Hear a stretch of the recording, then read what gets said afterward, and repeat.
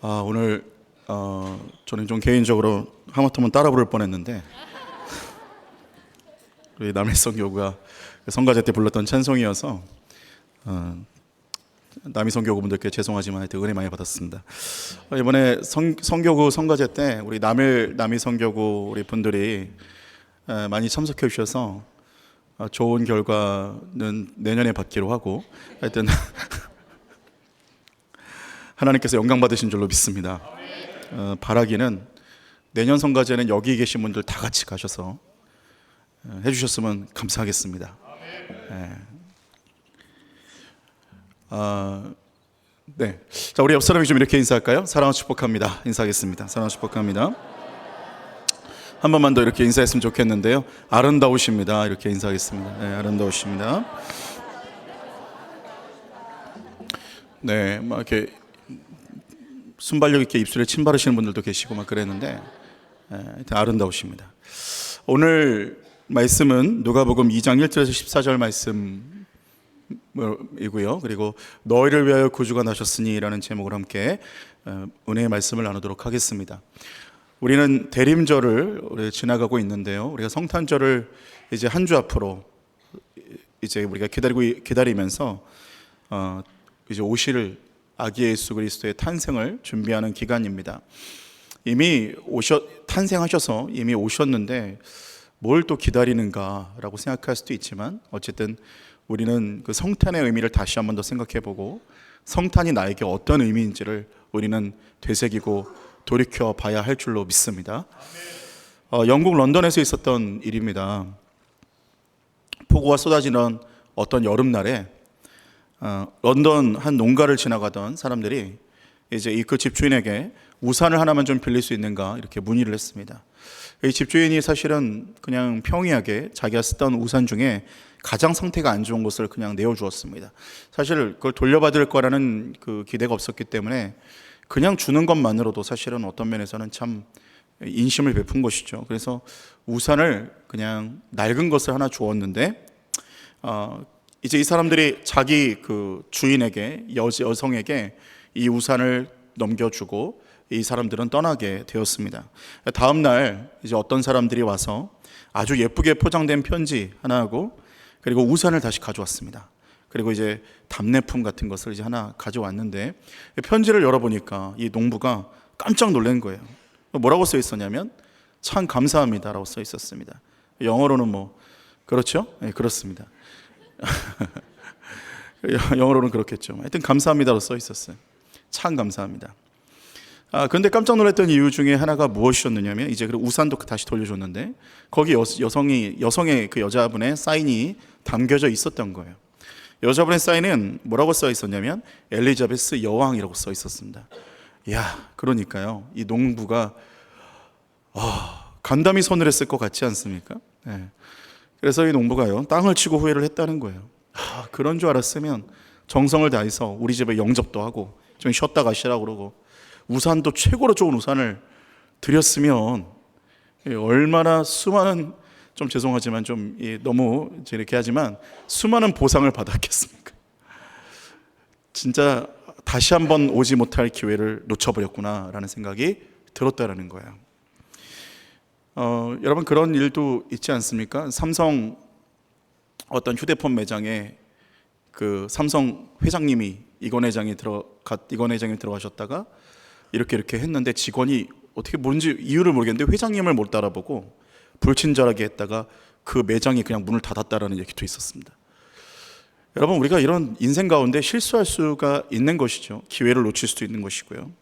그런데 여러분 사실은 우리가 인생 가운데 이 정도의 실수는 그냥 지나갈 수 있는 실수인데 제일 큰 실수라고 한다면 어떤 실수겠습니까? 이 실수라고 말할 수 있는 것도 아니고 인생 가운데 다시 못 올 기회를 놓친다라면 예수님을 알고도 영원토록 죽을 때까지 그냥 예수님을 믿지 않고 지나가는 것, 이것이 아마 최고로 실수를 한 것이 아닐까 하는 생각이 듭니다.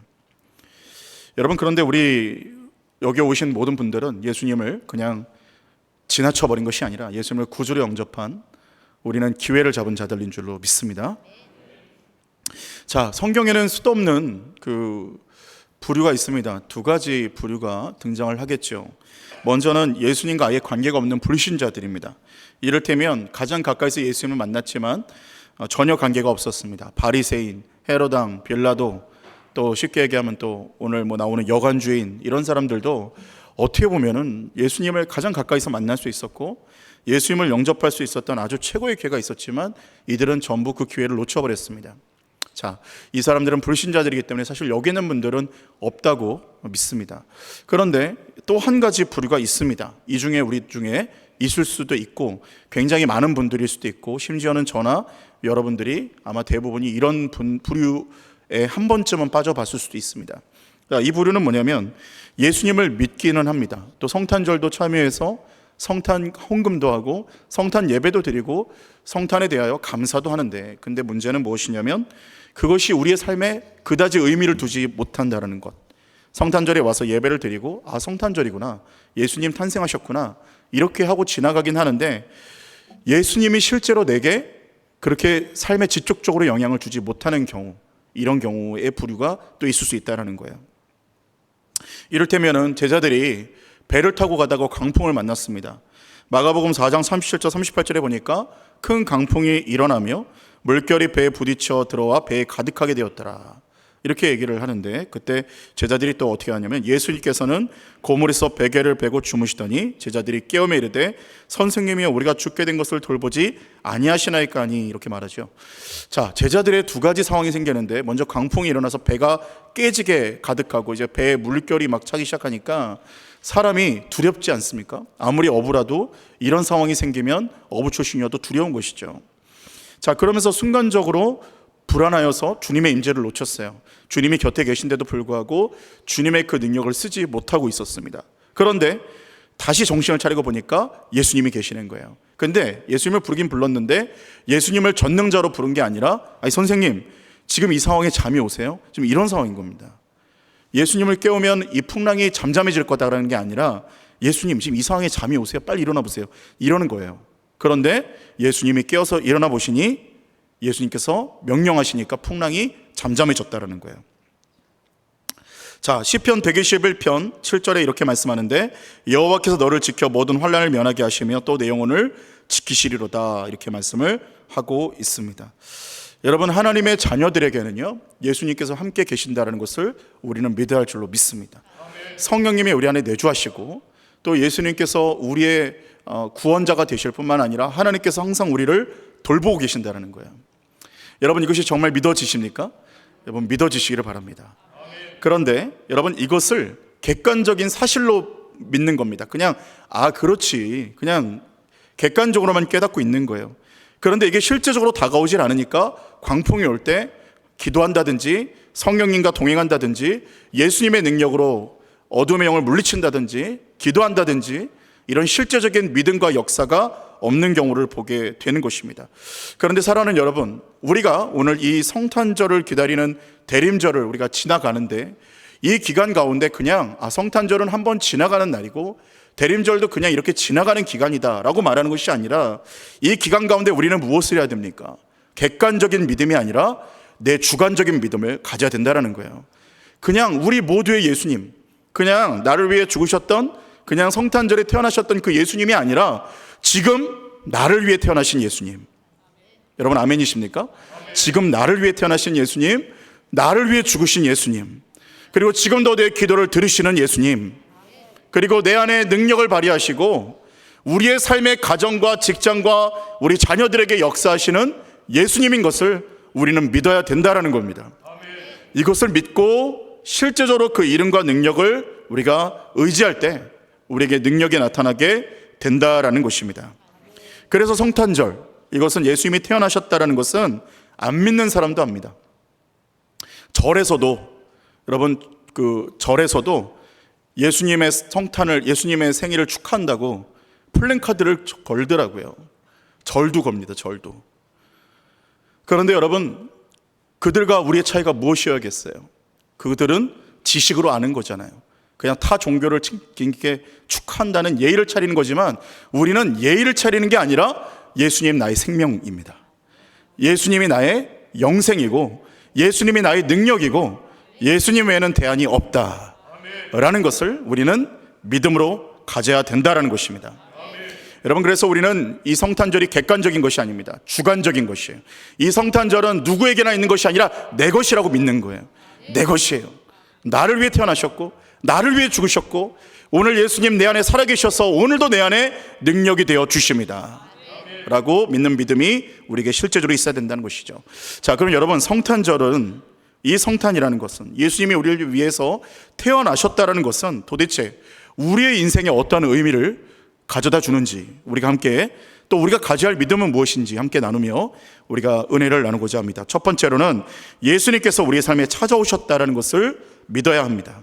예수님께서 우리의 삶에 찾아오셨다는 것을 믿어야 합니다. 우리가 함께 읽은 누가복음 2장에 보니까 예수님께서 태어나실 때의 장면이 등장을 하게 됩니다.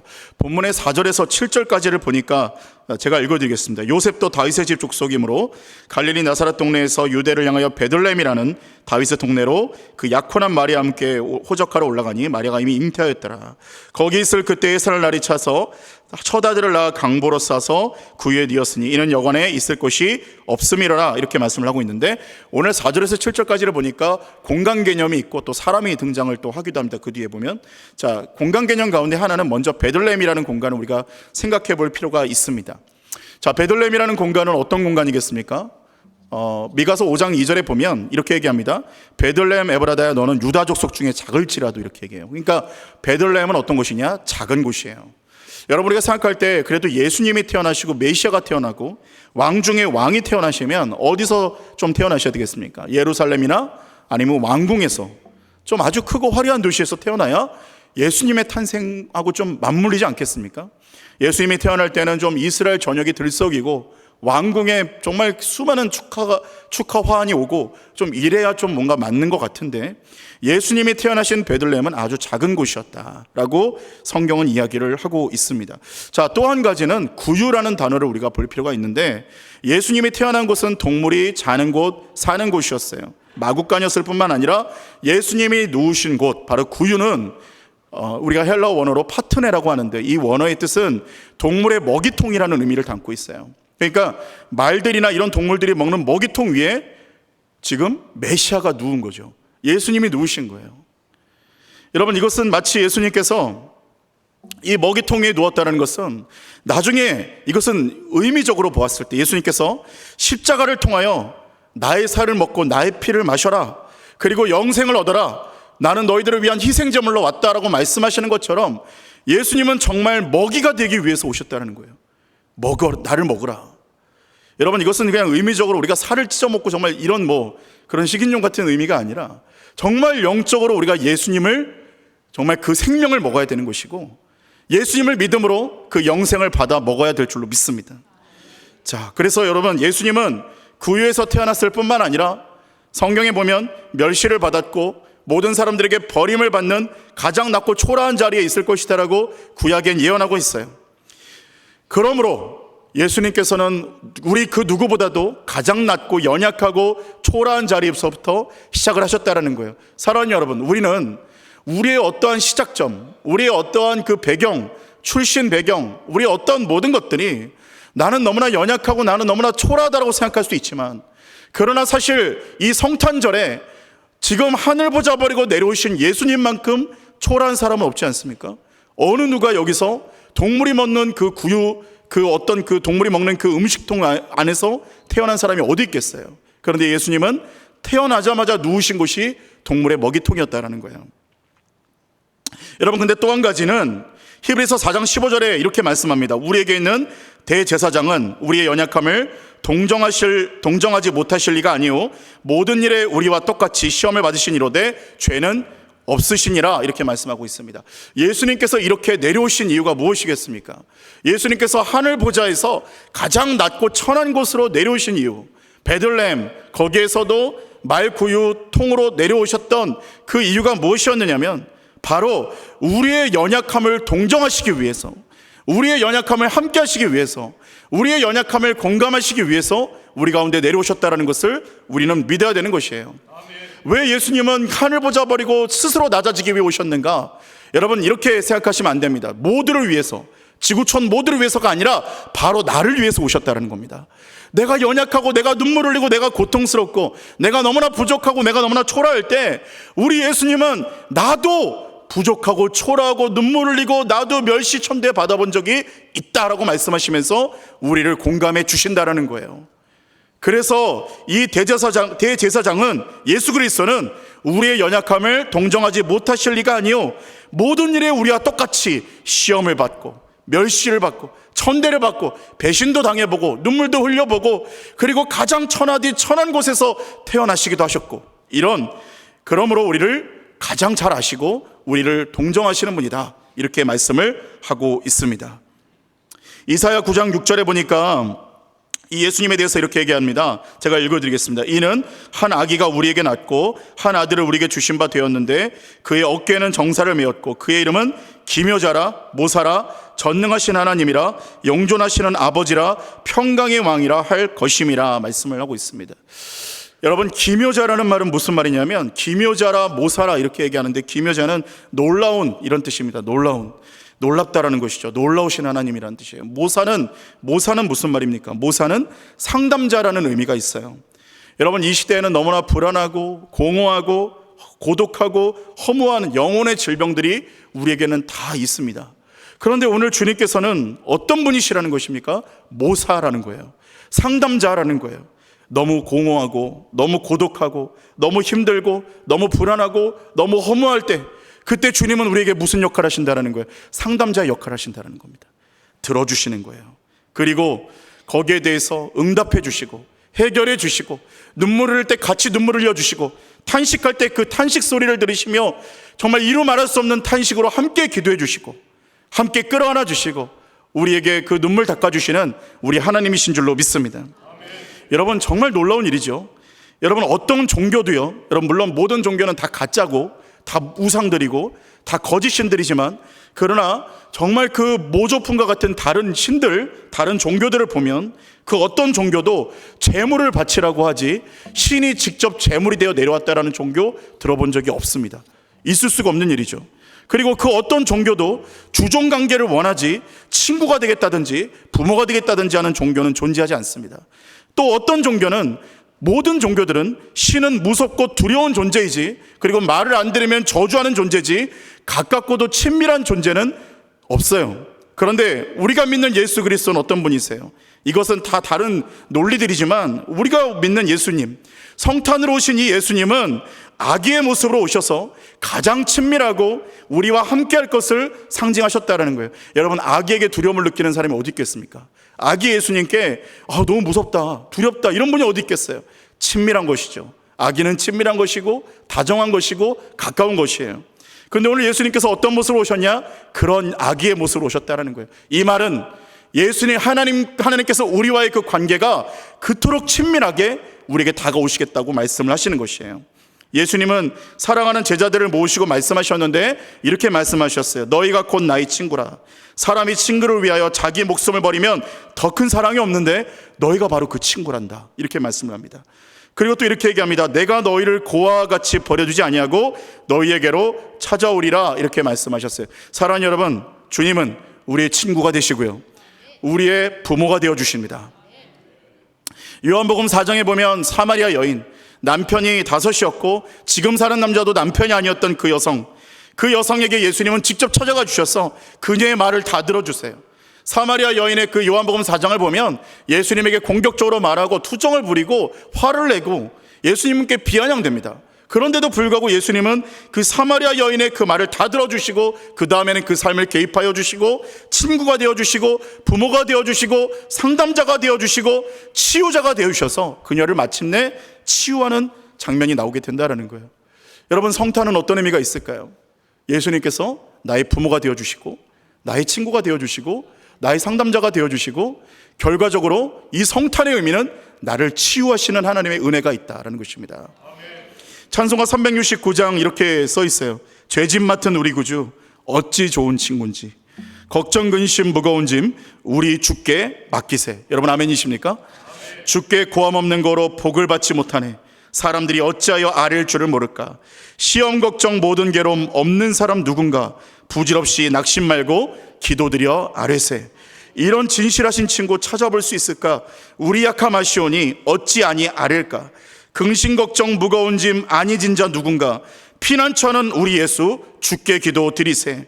세상 친구 멸시하고 너를 조롱하여도 예수 품에 안겨서 참된 위로 받겠네. 할렐루야.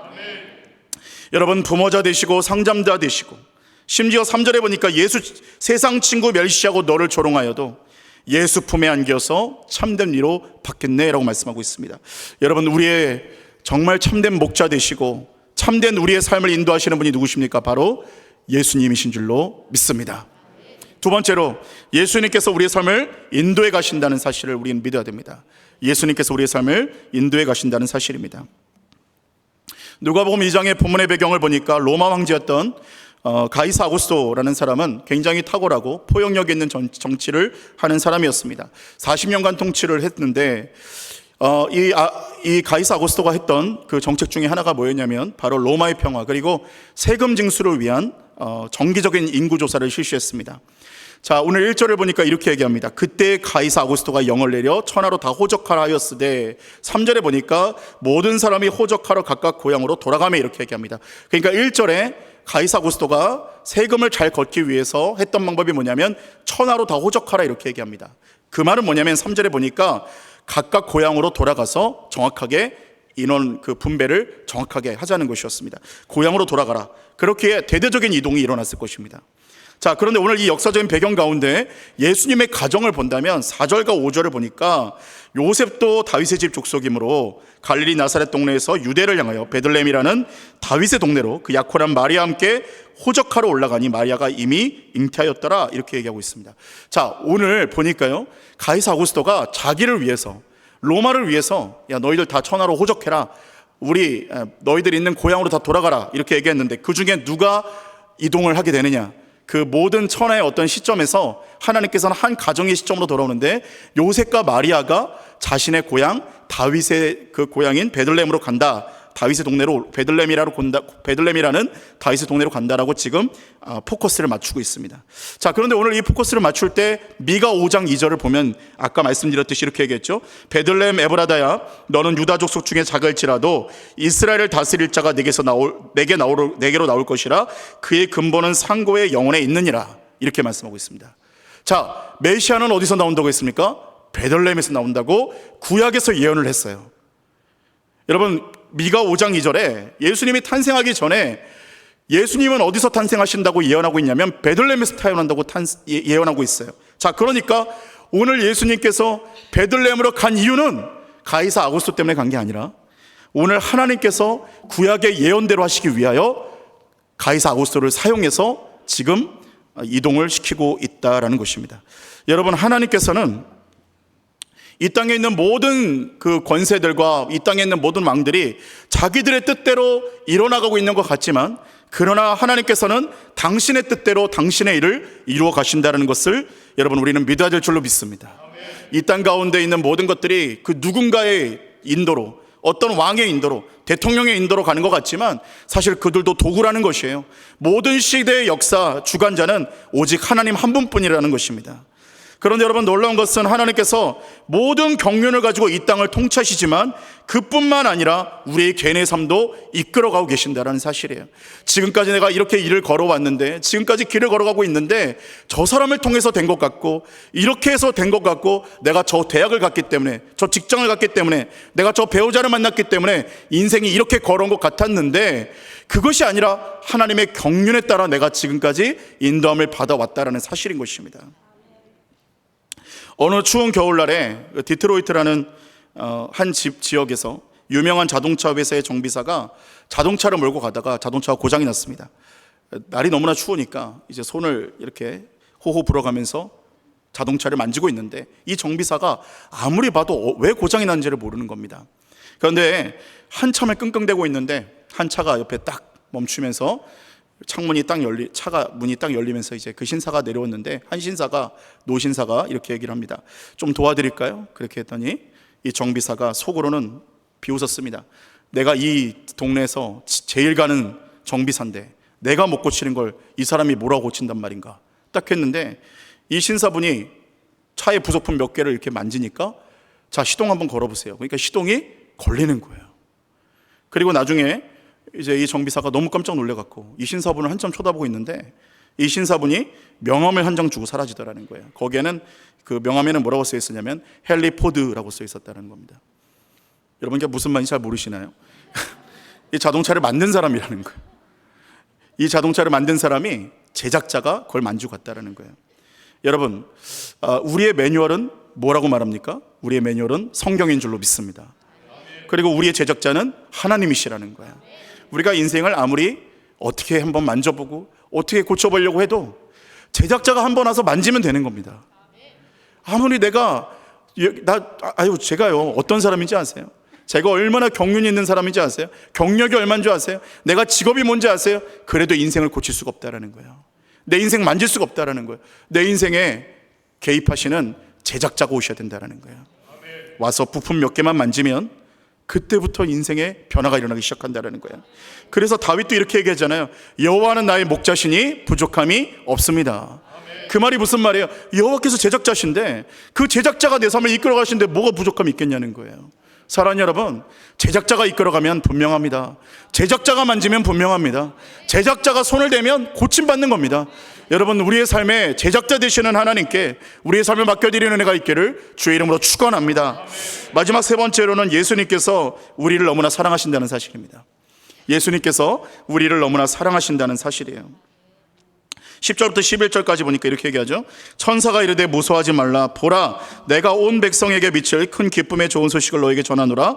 오늘 다윗의 동네에 너희를 위하여 구주가 나셨으니 곧 그리스도 주시니라. 이렇게 말씀을 하고 있어요.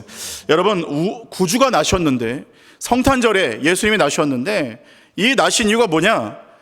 우리를 위하여라는 거예요. 여러분, 우리를 위하여 나셨다고 성경은 말씀하고 있습니다. 여러분, 감동이 되시죠? 우리를 위해 나셨다는 거예요. 이 성탄절은 우리를 위한 날.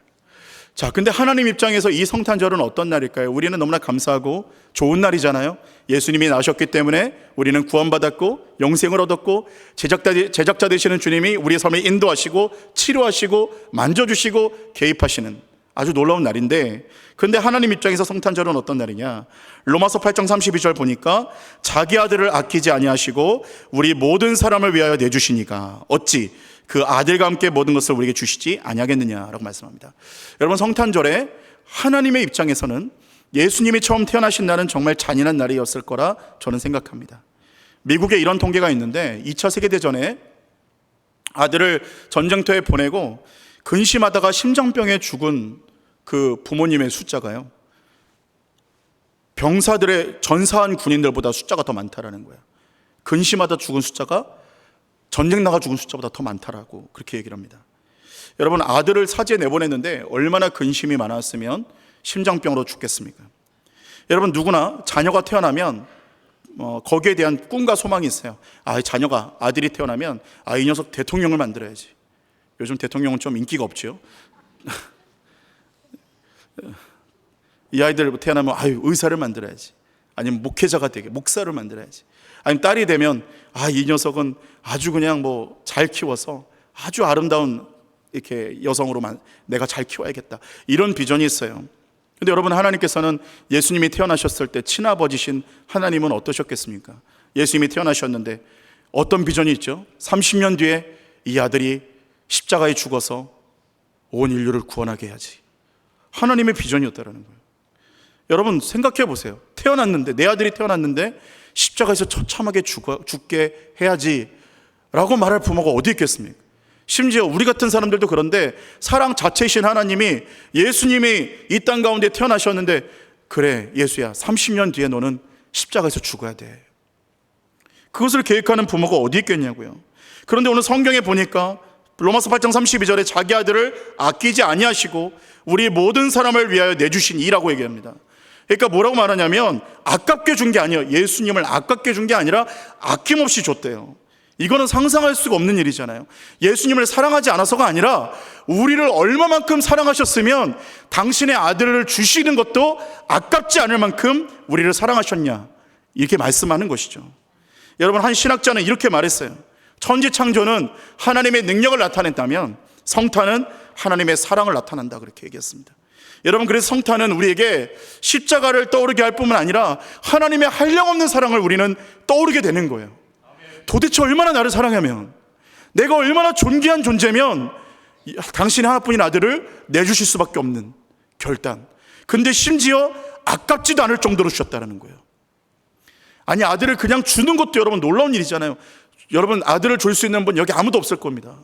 근데 아들을 내주는 것도 아깝고 눈물 흘리고 고통스럽게 줘도 안타까울 지경인데, 내가 너희들을 살릴 수만 있다면 아깝지 않을 정도로 예수 그리스도를 주었다라는 거예요. 여러분, 오늘 그 하나님의 사랑은 우리에게 그대로 적용되는 줄로 믿습니다. 여러분, 주님 말씀하세요. 죄인도 나아오라. 무슨 죄를 졌어도 난 너를 사랑한다. 아무리 초라하고 비참해도 나는 너를 사랑한다. 여러분, 주님은 말씀하시는 거예요. 여러분, 아폴로 그 우주 비행사가 제임스 웬이라는 사람이 달 착륙이 끝나고 복귀하는데 우주를 바라봤답니다. 근데 거기서 지구를 바라보는데요, 저도 우주를 못 가봤습니다. 여러분, 우주 가보신 분인지 모르겠습니다만 우주를 못 가봤는데, 우주에 가보니까 그 수많은 별들 가운데, 수많은 행성 가운데 지구는 너무나 조그맣고 먼지 같더래요. 아름답긴 한데 너무 작더래요. 보잘것이 없더래요. 근데 그 지구에 사는 우리 한 사람 한 사람은 얼마나 더 먼지같이 보일까, 우주에서 봤을 때.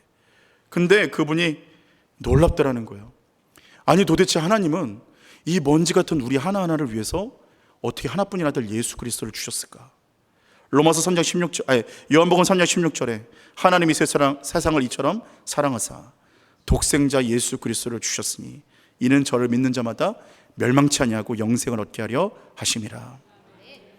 여러분, 성탄절은 어떤 의미예요? 내가 너를 죽도록 사랑한다. 난 너를 포기할 수가 없다. 내 아들 예수 그리스도를 아깝지 않게 주어도 난 너 포기 못해. 이게 바로 성탄절이라는 거죠. 여러분, 성탄절은요, 절대로 즐기는 날이 아닙니다. 절대로 내가 성탄 기분 낸다고 막 즐겁게 죄 짓는 날이 아니라는 거예요. 하나님의 입장에서 성탄절은 정말 처참한 날이었어요. 내 하나뿐인 아들 예수가 죽기 위해서 이 땅에 온 날. 그런데 포기할 수 없는 그 일은 저와 여러분 때문이었다는 거죠. 여러분, 죄를 지었어도 돌아오시기를 바랍니다. 도무지 스스로가 용서가 안 돼서 비참한 지경이어도 예수 그리스도의 십자가의 보혈을 의지해서 나가시기 원합니다. 회개하고 회복하시면 됩니다. 멀어지는 것보다 하나님은 그걸 100번 만번 원하세요. 돌아오라는 거예요. 괜찮다라는 거예요. 다시 살아라. 이것이 하나님의 마음이라는 거예요. 그 아들을 내어주신 이가 무엇이 아깝겠습니까? 그 아들을 주신 이가 무엇이 아깝겠습니까? 사랑하는 여러분, 이 성탄절, 이 대림 기간에 여러분, 우리는 다른 것이 아니라 예수님의 사랑, 하나님의 사랑을 묵상하는 은혜가 있기를 주님의 이름으로 축원합니다. 그렇게 사랑하셨대요. 죽도록 사랑하셨대요. 하나뿐인 아들이 아깝지 않을 정도로 사랑하셨대요. 말도 안 되는 사랑으로 우리를 사랑하셨습니다. 여러분, 이 성탄절이 우리에게 정말 객관적인 것이 아니라 나의 하나님, 나의 예수 그리스도, 나의 영생, 나의 복음이 되어 오늘 다시 한 번 더 회복과 치유와 영생과 회복과 또 주님의 사랑을 회복하는 저와 여러분 되시기를 주님의 이름으로 간절히 축원합니다. 기도하겠습니다. 사랑의 하나님, 우리를 불러주시고 인도하심에 감사를 드립니다. 우리는 연약하고 부족한 존재들이고 죄가 있으며 넘어지기도 하며 항상 주님을 실망시켜드리는 그럴 수밖에 없는 존재들이지만, 그러한 것을 알고 하나뿐인 아들을 아끼지 않고 주신 그 하나님의 사랑 앞에 오늘도 무릎 꿇게 하여 주시옵시고, 죄가 있다면 돌아오게 하여 주시옵시고, 오늘 낙심하고 쓰러진 자가 있다면 다시 일어나 주님이 나의 목자면 다시 고쳐주실 것이라 믿는 믿음으로 일어나는 은혜가 일어나게 하여 주시옵소서. 주님께서 역사하시고 우리 모든 남교회 성도님들과 우리 모든 권속들을 붙들어 주실 것을 믿고 감사드리며 예수님의 이름으로 기도합니다. 아멘.